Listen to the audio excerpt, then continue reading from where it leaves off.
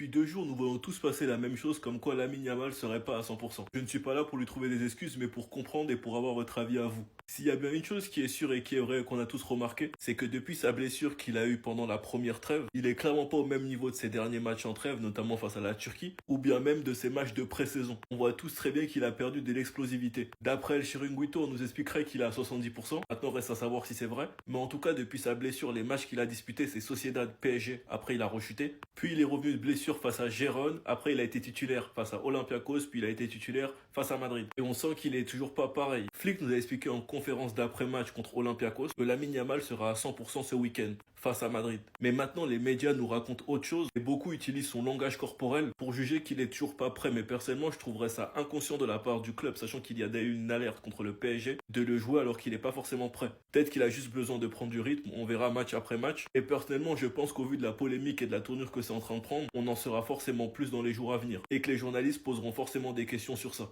Donc dites-moi en commentaire ce que vous en pensez. Certains expliquent qu'il est toujours pas prêt, d'autres expliquent qu'il est juste pas concentré à cause de ce qu'il fait en dehors du terrain. Moi personnellement, je pense que c'est le rythme et que c'est mental. Enfin bref, sinon vous les gars, vous en pensez quoi? Ramenez-vous sur cette importance en nu.